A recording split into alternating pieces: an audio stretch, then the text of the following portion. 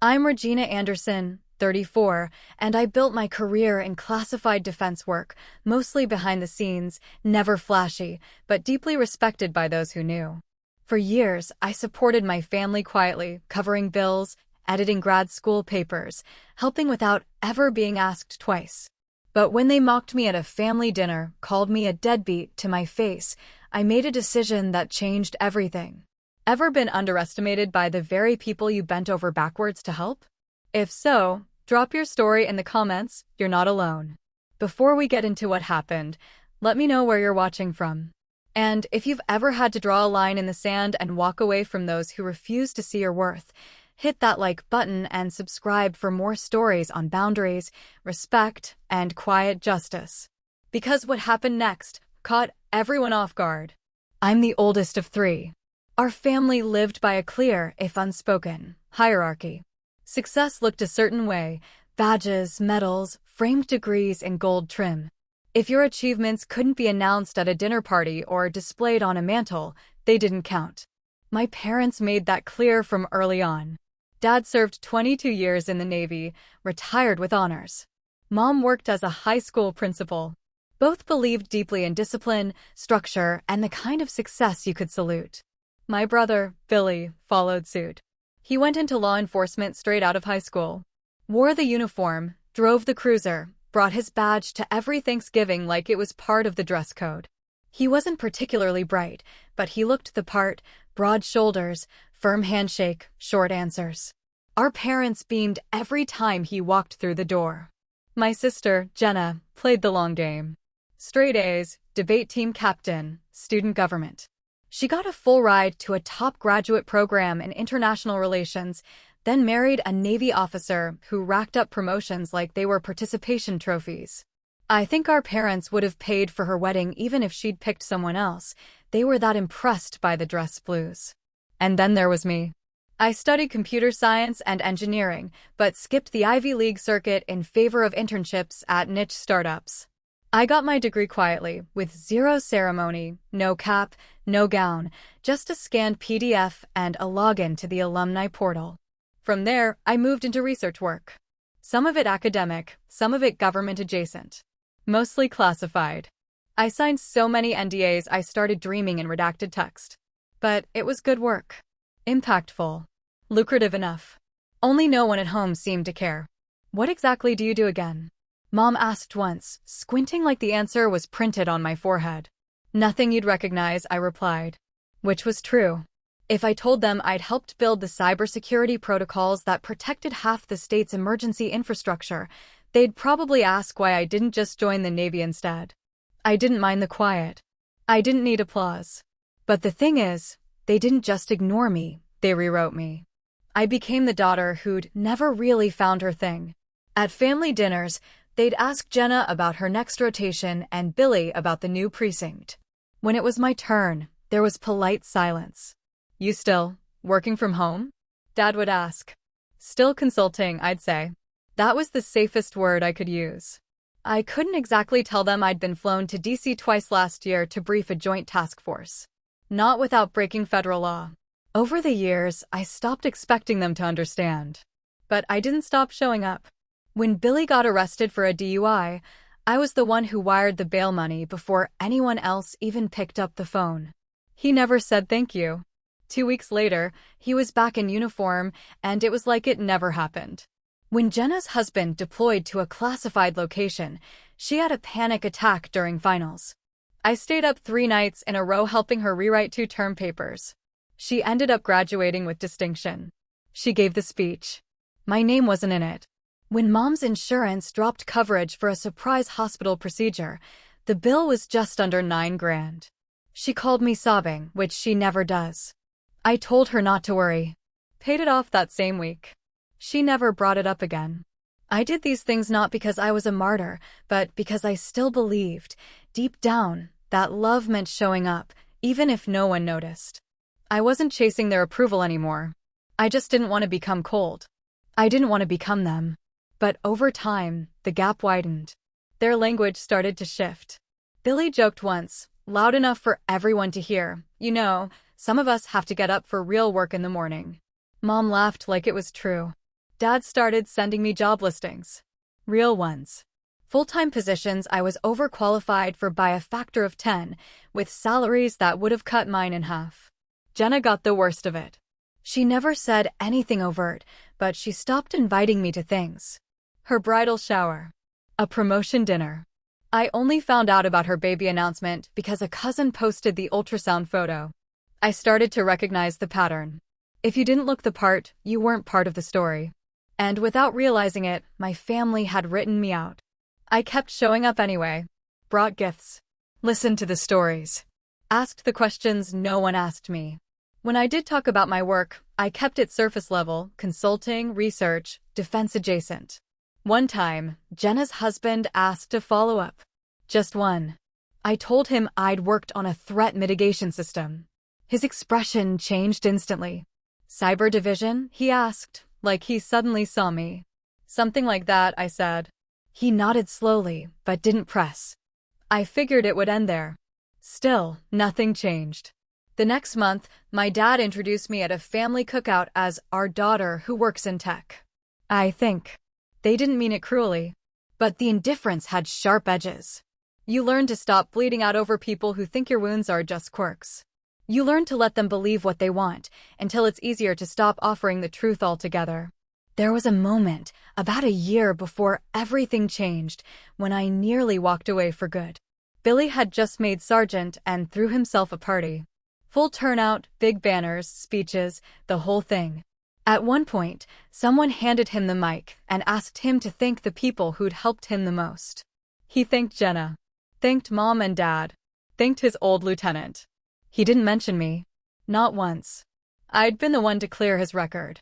Quietly paid the lawyer to make sure that DUI never saw daylight. That night, as I drove home, I realized that in their eyes, I was useful but not visible. Present but uncredited. And the most painful part was knowing that no matter what I accomplished, no matter how big the win, it would never look like success to them. I told myself it didn't matter. That I didn't need a family who understood. I had mentors. Colleagues. Contracts that paid well and teams who respected me. But that's the thing about family. It doesn't need to be logical to hurt. What I didn't know then was that everything they thought they knew about me was about to get rewritten. Not by anything I said. Not by a fight or a confession or a desperate attempt to finally be seen. It would take someone in uniform. Someone they already respected. And a single word. Spoken in front of everyone. Ma'am. But that part comes later. The first time I realized things had shifted, it was Thanksgiving. I'd driven 2 hours in the rain to get there on time, walked in with a bottle of wine and my usual hope that this year might feel different. It didn't. They were already halfway through drinks. Jenna's husband, Adam, was standing near the fireplace in full uniform, dress whites, ribbons, polished shoes. The whole thing looked like a promotional photo for the Navy, except it was happening in our living room. Dad was right beside him, recounting the story of Adam's last deployment like he'd been there himself. Bronze Star, Combat V, he said, voice full of pride. My son-in-law doesn't flinch when things get real. He clapped Adam on the back, eyes scanning the room to make sure everyone was impressed. I stood just behind the coat rack, still holding the wine. No one noticed I was there. Eventually, Mom spotted me and waved me over. There you are. We were just about to eat. No hello. No how was the drive. She pointed toward the kitchen. Set that on the counter, will you? Dinner was loud, like always. Everyone talked over each other, career updates, baby plans, political rants. I sat between Uncle Dave and one of Billy's high school buddies who apparently had nowhere else to go. When I tried to join the conversation, Billy cut me off with a joke. So, still unemployed, or just between coffee breaks? It landed harder than it should have. I didn't even have a chance to respond before Mom laughed and said, Billy, in that half-hearted tone she used when she didn't actually want him to stop. I took a sip of water. No one corrected him. No one asked what I was really doing. Which, at that time, was working on a classified threat assessment for a major defense contractor. I'd pulled 3 all-nighters that week. But to them, I might as well have been watching Netflix in my pajamas. Jenna didn't say anything. just focused on cutting her turkey into perfect bites, while Adam nodded along to Dad's retelling of someone else's war stories. I got through the meal without snapping. I helped clean up, washed dishes, even stayed for pie. When I finally left, it was raining again. The whole drive home, I thought about how easy it had become for them to treat me like furniture, there, but not part of the scene. It wasn't always like that. There was a time when my parents asked questions, even if they didn't understand the answers. But something changed when Jenna got married. Suddenly, her husband was the benchmark. He had the medals, the discipline, the respect. And even though I knew more about national security infrastructure than anyone else at that table, none of it counted unless it came with a salute. Mom started inviting me less. I didn't get a save the date for Jenna's promotion dinner. I only found out because a coworker posted photos, Jenna in a sleek navy dress, standing beside Adam and a small group of friends at some country club banquet hall. My parents were there too. So was Billy. My name wasn't even mentioned in the caption. At first, I told myself it was an oversight. People forget things. Plans shift. But then it happened again. Family brunch for Dad's birthday. I found out about it the day before when Jenna sent a text asking if I was coming after all. I scrolled back. No previous invite. No heads up. When I replied that I hadn't known it was happening, she sent a thumbs up emoji. That was it. I showed up anyway. Sat at the far end of the table and made polite conversation with cousins I barely knew. Watched my father unwrap a plaque from Adam, something from his last deployment. It said honor, courage, commitment. Dad got choked up. This means a lot, he said, gripping Adam's hand like he'd raised him himself. I'd brought him a signed first edition of a naval history book he used to quote all the time. He opened it without comment, set it aside, and moved on to the next gift. Billy made a joke about how some people buy gifts, others collect dust. Another laugh. Another moment where I disappeared in plain sight. Adam never joined in. But he didn't step in either. He was polite always. But distant, like he was waiting for me to explain myself. He asked once, in passing, "What's your day-to-day like?" I gave him a generic answer. He nodded, said "sounds interesting," and left it there. I couldn't tell if he didn't care, or if he was trying not to say the wrong thing in front of my family. Either way, it didn't matter. The damage had been done. I stopped expecting warmth. I stopped thinking they'd ask. What bothered me wasn't that they misunderstood what I did. It was that they didn't want to understand. They had the version of me they preferred, directionless, aimless, vaguely unemployed, and they stuck to it. It fit better with their narrative. Billy leaned into it completely. Started calling me consultant, with air quotes. Told people I worked from her couch and was great at Googling things. At one point he asked me, dead serious, if I was on a sabbatical from actual employment. Didn't know you could take a break from not having a job, he said. I didn't answer. I didn't bother. It got easier to stay home. To claim work conflicts when invites came, if they came at all. I told myself I was busy. And I was. But deep down, I just couldn't stand being edited out of my own family story. The final straw came in spring. Jenna and Adam were hosting a dinner to celebrate Adam's new promotion. Captain. A big deal. Formal affair. Dress code, RSVP catered. I wasn't invited. Not officially. Not even through Jenna. I found out because the caterer texted me by mistake. They'd confused me with Jenna's coworker who shared my name. The message was meant to confirm a head count. When I replied and explained the mix-up, the caterer apologized. Thought you were one of the sisters, she said. I didn't correct her. I didn't attend. I stayed home that night, ordered takeout, and read through the latest round of internal security audits from a client under federal oversight. Work that would eventually be cited in a policy briefing. Work that mattered. When photos from the dinner surfaced online, I looked at them longer than I should have. Adam in uniform again, standing next to Jenna in a tailored navy jumpsuit. Dad giving a toast. Mom teary-eyed. Billy in the background with his beer and his badge. Everyone clapping. I wasn't there. But I knew the story they were telling. The responsible son. The accomplished daughter. The strong son-in-law. The respectable family. And me? I wasn't even part of the caption. Jenna's birthday dinner was held at a rented banquet hall just outside the city, the kind with polished floors, high ceilings, and enough mirrors to make it feel more crowded than it actually was. The invitation had come late, 2 days before the event. A group text from Mom, sent more out of obligation than enthusiasm. I almost didn't go. I had a project deadline that Monday, a deliverable under NDA with a strict handoff schedule. But something told me to show up. Maybe it was curiosity. Maybe spite. Maybe I just wanted to see how invisible I really was. I bought Jenna a hardcover she'd once mentioned in passing during a phone call last year, one of the few real conversations we'd had. Wrapped it in simple blue paper with no bow. Showed up 15 minutes early, parked in the far corner of the lot, and walked in like I didn't already regret it. The room was already buzzing. Long rectangular tables with gold runners, buffet trays steaming at the far end, a little banner near the entrance that read Commander's Wife and Still Fabulous. I didn't recognize half the people there. Military colleagues. Adam's peers. Jenna's friends from grad school. The ones I did recognize didn't seem to notice I'd arrived. Mom spotted me first. She walked over briskly, hands folded like she was hosting a donor event. "You came," she said, with the kind of surprise that wasn't quite positive. "Got the invite," I replied, holding up the gift. She took it without looking. "I'll put this with the others." Then she leaned in slightly, lowering her voice. "Just don't make tonight about you, okay? We already have enough freeloaders in the family." I blinked. "Sorry. Just behave. Don't get sensitive. It's Jenna's night."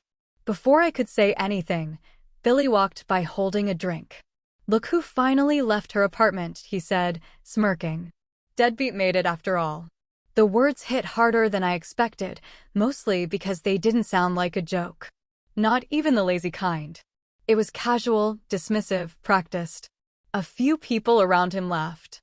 Not loudly, but enough. I didn't respond. I just walked past them to find a seat near the end of one of the tables, behind a group of guests I didn't know. I stayed there quietly, sipping flat club soda, listening to conversations that didn't include me. Dinner was called a few minutes later. People lined up by rank, almost subconsciously: military, family, extended guests. I waited near the back, filled my plate with small portions, and sat in the corner near the window. I tried to keep my head down. Just survive the next hour. Then leave. Adam hadn't arrived yet. Everyone was talking about how he was coming straight from base, how he might be in uniform. Mom mentioned it 3 times. "He's been promoted to XO. They don't let just anyone take that post," she said, loud enough for half the room to hear. Dad nodded proudly. "Officer of that caliber, they should have fast-tracked him sooner." Jenna blushed in that polished, perfect way she always did, modest and self-satisfied all at once. "It's not just his medals," she said. "It's how he leads. People trust him." I took a bite of salad and didn't say anything. Then the door opened. Adam stepped in wearing his formal Navy uniform. Ribbons lined his chest. Gold trim. The room went still for a second, not because they were surprised, but because it made everything feel official. He took a few steps inside, scanning the crowd. Then he saw me. And stopped. I thought maybe I imagined it at first. But then he straightened. Slowed. And walked toward me, eyes steady. When he reached the table, he paused just a few feet away. "Ma'am," he said, clear and loud. Then he saluted. You could hear silverware clink down. Someone gasped. I think it was Aunt Marlene. Dad dropped his fork onto his plate. Jenna, halfway through a sentence, froze with her mouth slightly open. The salute wasn't casual. It wasn't performative. It was formal, textbook. And it was directed at me. I nodded slowly. "Lieutenant Commander," I said, because I didn't know what else to do. It came out flat, instinctive. Adam held the salute another second, then dropped it. Still looking at me. "Wasn't sure I'd run into you here," he said quietly. I wasn't sure either. He glanced at the seat next to me. "May I?" I nodded again. He pulled out the chair and sat down. The noise in the room didn't come back right away. People were still watching, listening, trying to understand what they'd just seen.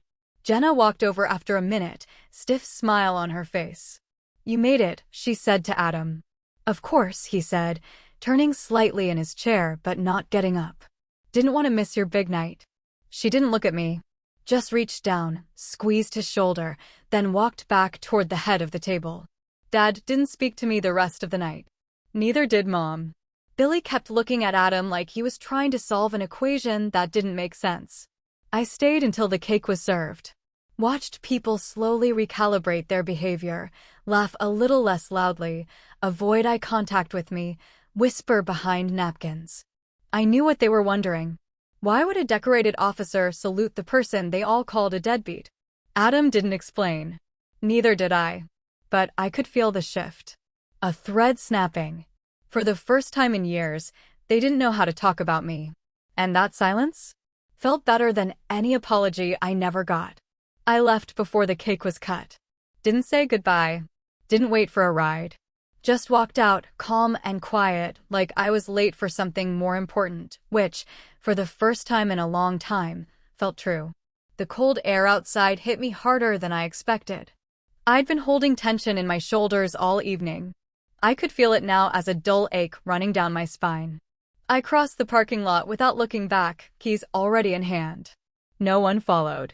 I got into my car, locked the doors, and sat there for a minute. Not crying. Not angry. Just still. Then I drove home in silence. No music. No GPS. Just the low hum of tires against asphalt and the replay of that one word. Ma'am. The way Adam had said it, like it meant something. Like it came from knowledge, not obligation. I didn't tell anyone about it afterward. Not my coworkers. Not my neighbors. I didn't answer texts. Ignored a call from Mom the next morning.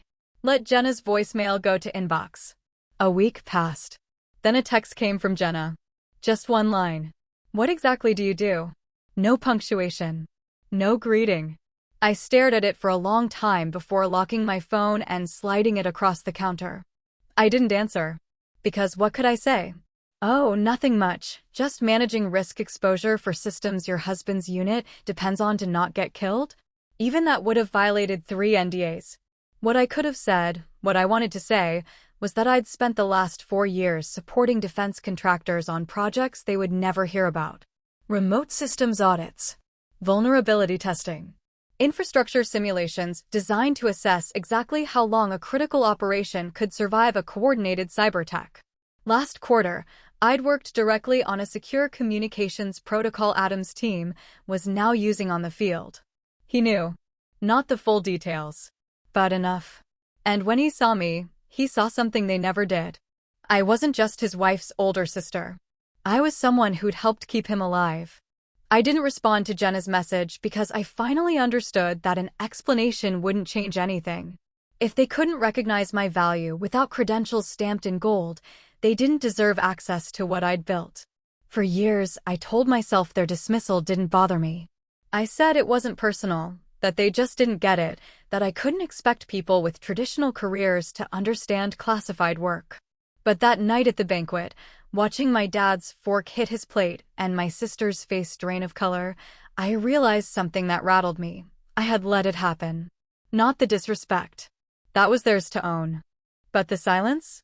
The way I shrank into the background every time they made a joke, or rewrote the narrative, or left me out of conversations I should have been at the center of.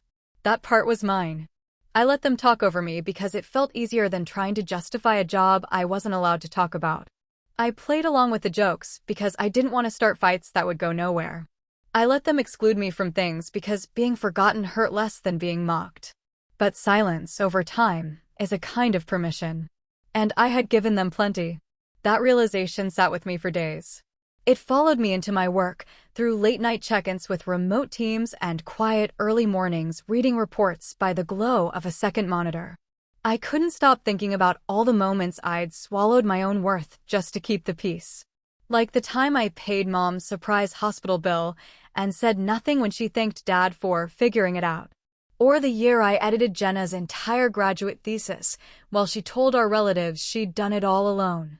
Or the day Billy asked to borrow $2,000 to get out of a jam, and I wired it before he even explained. He never paid me back. Never mentioned it again. In those moments, I told myself it didn't matter. I wasn't doing it for recognition. But when I looked at it clearly, the truth hit harder than I wanted to admit. I hadn't just been helping. I'd been auditioning, trying to earn a seat at a table that had already decided I didn't belong. And when Adam saluted me, without fanfare, without explanation, it broke something open. Not because I needed his approval, but because it was the first time in years someone in that room acknowledged what I was actually worth.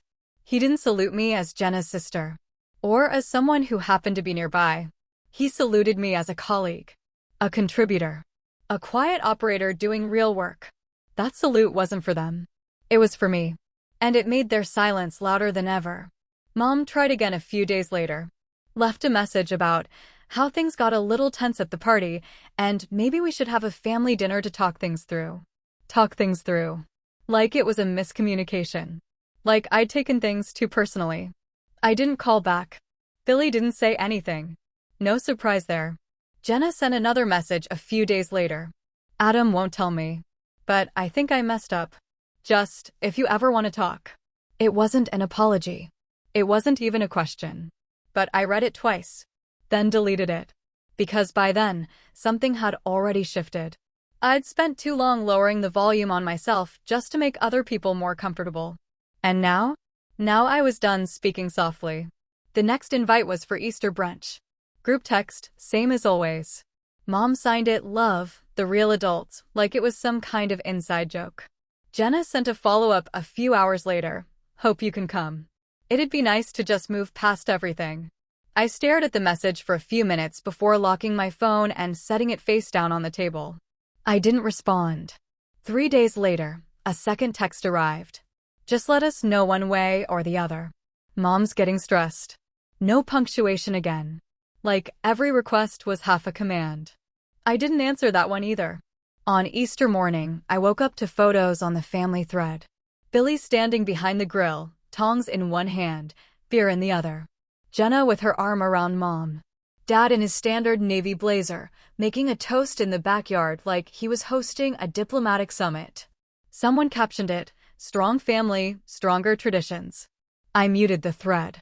By the time Jenna texted that evening, did we do something that bad? I'd already gone for a walk, made dinner, and finished reviewing a 57-page security audit for a private contractor that would never know my name.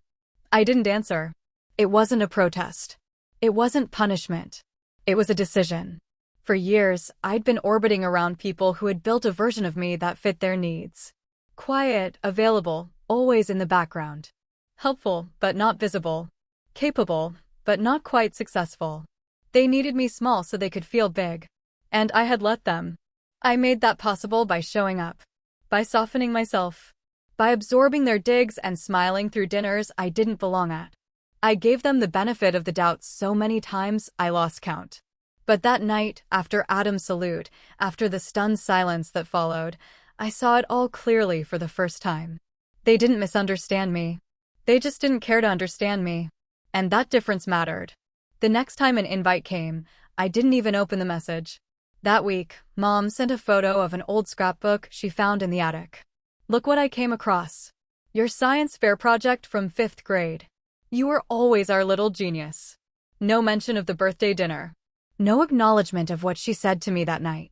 Just a carefully chosen memory, soft and sweet, with the edges sanded down. I didn't reply. A few days later, Billy posted a photo from his latest work training, tactical gear, squad formation, thumbs up. The caption read, "Some of us are too busy for family. Some of us serve." The comments were full of fire emojis and "thank you for your service." No one mentioned me. But it didn't feel like it was meant to be subtle. I didn't respond to that either. Then came Jenna. She called once. I didn't pick up. She texted twice. First, ignoring everyone isn't a solution. Then, you're being kind of dramatic. I reread that second one a few times. Dramatic was the word they always used when I pushed back. When I asked to be treated equally. When I challenged the way they dismissed my work. It was their go-to response for discomfort. Call it dramatic. Shut it down. But this time, I didn't argue. I didn't correct her. Because I didn't owe them an explanation anymore. A week later, Mom sent a long message, long enough that it got clipped and had to be expanded. It started with "family sticks together," then went on to say how everyone's doing their best and how we can't change the past, but we can move forward. She ended with, "Don't throw everything away over one bad night." I almost laughed. They had erased me from family photos, family dinners, family stories, slowly, steadily, over years. And the one night someone else saw me for who I actually was, that was the problem? I didn't answer her message. I went back to work. During the day, I met with a defense contractor on a third-tier airbase. In the evening, I interviewed 2 junior analysts for a program I'd helped architect but would never put on a resume. At night, I drafted a report that would eventually pass across the desk of someone who wore stars on their shoulders. They wouldn't know my name, but they'd follow the protocol I designed. And for the first time in a long time, that was enough. I started filling my calendar with things that felt real. Dinner with colleagues who respected my input. Quiet evenings with people who asked actual questions instead of reciting bios. Weekends that didn't revolve around waiting to be included. The absence of my family didn't create a void. It created space. That space filled quickly. By midsummer, I was consulting with 2 new firms, both of which extended long-term offers. One was remote, one required relocation. I chose the latter. A change of scene. A change of story. When I announced the move on LinkedIn, the post got over 2,000 reactions, former coworkers, mentors, classmates, all offering congratulations. Billy didn't like the post. Jenna didn't comment. Mom didn't message. Which told me everything I needed to know. A week before the move, a card arrived at my apartment. Handwritten. No return address, but the handwriting was Jenna's. It said, "I think I finally get it. I'm sorry for all the times I didn't ask. I'm sorry for not seeing what was right in front of me. I know it's too late, but I'm proud of you. And I hope someday I can earn back even part of your trust." No excuses. No defense. Just that. I didn't know what to do with it. I didn't frame it. I didn't throw it out. I kept it tucked inside my desk drawer, under a notebook full of classified notes and redacted to-do lists. Because maybe someday I'll want to look at it again. And maybe not. But for now, I'm focused on building a life that doesn't rely on permission. Or apologies. I moved out of state by the end of summer. New city, new contract, new walls that didn't remember all the versions of me I used to apologize for. The agency wasn't glamorous from the outside. Industrial park layout, no signage, gray carpets that looked like they hadn't been replaced in a decade. But inside? Inside, it was different. Quiet halls, low-key conversations, and projects that mattered in ways you couldn't talk about out loud. I had my own office. Not big, but mine. 3 weeks in, I was asked to lead a special security review, part of an internal sweep tied to vulnerabilities someone else missed. We had 2 weeks to report. No leaks. No mistakes. I pulled 14-hour days, stayed late on Fridays, came in early on Sundays. No one micromanaged me. They just trusted me to handle it. And I did. When the report was submitted, it was clean, airtight, and flagged 3 critical issues that no one else had caught. 2 of those issues were patched within 48 hours. The 3rd triggered a protocol rewrite for an entire division. My director stopped me in the hallway the following Monday. "We're moving you up," he said simply. "Not because of that report. Because of how you did it." That's how I got the title change, Lead Systems Advisor. Not bad for someone whose own brother still thought I worked in customer support. By fall, word had started circulating. Not publicly. Not online. But inside the family. Apparently Adam had spoken up at another dinner I wasn't invited to. Someone made a joke about me being too good for brunch now, and Adam cut in. "You do know what she actually does, right?" he said. That was it. Just a question. I heard it secondhand from a cousin who reached out months later. Said the room got quiet. Said Dad didn't say much after that. Billy, who usually filled the space with something smug, reportedly left early. I didn't feel satisfaction. I felt something closer to neutrality. It wasn't vindication. Just math. They'd underestimated me for years. Assumed silence meant irrelevance. Now the equation didn't balance, and they didn't know how to solve it. Meanwhile, my work kept growing. A former colleague recommended me for a closed-door summit, one of those industry events without a website. The kind where phones get sealed in opaque bags and attendees are on a first-name-only basis. The panel was on information integrity across supply chains. I didn't present under my full name, just a code name and a number. But afterward, 3 women in the audience came up to me and asked to connect. Said they'd never seen someone walk that line, technical and strategic, with so much clarity. I gave them my burner email. 2 months later, I mentored one of them through a proposal that got her hired at one of the top 3 defense analytics firms in the country. That same season, I was invited to a second summit. Smaller. Higher stakes. I was the only woman on the panel. The only person under 40. The moderator introduced me with one sentence: "Her work keeps things from breaking where it matters most." That line stayed with me, because that's what I'd always been doing. Quietly. Without applause. Without credit. Keeping things from breaking. Keeping people safe, even when they didn't know they were at risk. One night in early winter, I stayed late reviewing a vulnerability report that traced back to a civilian subcontractor.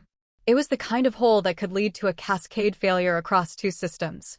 I flagged it, annotated it, rerouted it to the correct protocol group. As I signed the file, I thought about Adam. About that salute. It wasn't a performance. It wasn't pity. It was recognition. From someone who knew the stakes. Who'd seen firsthand what could go wrong when people got too comfortable with not asking questions. That night, I got an unexpected email. Not from Jenna. Not from my parents. From Adam. The subject line was blank. The message was short. "Just wanted you to know. They're starting to listen. Slowly. But they are." There was no signature. No follow-up. I didn't reply. But I didn't delete it either. Later that week, I had coffee with a junior analyst on our team, fresh out of grad school, nervous in all the ways I used to be. She asked if it ever got easier. I didn't lie. "It gets different," I said. "And you get better at trusting your own weight." She nodded like she understood, even if she didn't fully. But I could see it. The edge of confidence forming. That quiet fire. I sent her a follow-up email later that night. A few resources. A recommendation. A message she'd be able to reread when the work got heavy. Helping her felt better than any reunion I wasn't attending. That month, I started blocking off 1 hour every Friday for mentorship sessions. Nothing official. Just a standing window. If someone booked it, they got my full attention. If no one did, I used the time to write. Not about family. Not about wounds. Just about systems that worked. Ones that didn't. I built things. Strengthened the things that mattered. And the rest? I let it go. Because transformation isn't always loud. It doesn't always show up with fireworks or applause. Sometimes it looks like a quiet inbox. A muted thread. A door you choose not to open, even when you still have the key. And sometimes, it looks like an empty room and your own voice, finally loud enough to fill it. It was almost spring when Jenna reached out again. The message came on a Tuesday, buried under work emails and system alerts. The subject line was blank. The body just said, "I know you don't owe me a reply. But I'm sorry. For everything." I sat with it for a while. Not because I didn't know what to say, just because I wasn't sure it was worth saying anything at all. For months, I'd been building something without her. Without any of them. And it worked. My life was functional, full. There were people I trusted, routines that made sense, and work that respected me without needing a backstory. I didn't need Jenna. But that wasn't the same as not caring. I left the message unread for 2 days. Then I replied, "What exactly are you sorry for?" She responded the same afternoon. No defensiveness. No qualifiers. For believing what was easier to believe. For letting people minimize you because it made our lives more comfortable. For laughing when I should have asked. For not knowing how much you were carrying, and for not trying to find out. It was the first time she'd said anything without hiding behind emojis or excuses. The tone was different. Measured. Real. I agreed to a phone call. We didn't set a time. She just said, "Call me when it doesn't feel like a burden." I called her 2 nights later. She picked up on the second ring, quiet at first. I could hear her breathing, like she wasn't sure where to start. I should have seen it sooner, she said finally. Adam told me after that night. Not everything. Just enough. I didn't say anything. I wanted her to keep going. He said he'd never seen that kind of work outside of combat ops. That your name came up in secure briefings. He didn't tell me details. He couldn't. But he said if I knew even half of what you do, I'd never call you a deadbeat again. I let out a short breath. He saluted me. I know, she said. He wouldn't stop talking about it on the ride home. Said you deserved it more than most officers he's ever served with. There was a pause. Then she added, I didn't know what to do with that. Yeah, I figured. It made me realize how often I've leaned on the easy version of you. The one who just works online or has projects. I never asked the hard questions. And when Mom or Billy made comments, I didn't push back. I let it happen. I'm sorry for that. The silence stretched between us again. Not heavy. Just unfamiliar. I'm not mad at you, I said. But I need you to know. I'm not who I used to be. I don't have the bandwidth to manage other people's comfort anymore. I get that. I need boundaries. Tell me what they are. I told her. No more digs. No more silence when other people minimized me. No more pretending the past didn't happen. If she wanted to build something with me now, it had to be from here, not from some cleaned-up version of what was. She agreed. She didn't argue. She didn't ask for credit for apologizing. She just said, okay, that's fair. We stayed on the phone another 20 minutes. Caught up, carefully. She told me she'd started volunteering with a nonprofit that helped military spouses transition to civilian life. Said it made her realize how many people are out there doing invisible work that no one talks about. Sound familiar, she said, half laughing. A little. After we hung up, I didn't feel relieved. Or emotional. Just calm. Like something had finally stopped spinning. Over the next few weeks, we talked occasionally. Nothing deep. Nothing forced. She sent me an article about women in defense contracting. I sent her a podcast on leadership training. We didn't rehash old wounds. We didn't pretend they'd healed completely either. It was cautious.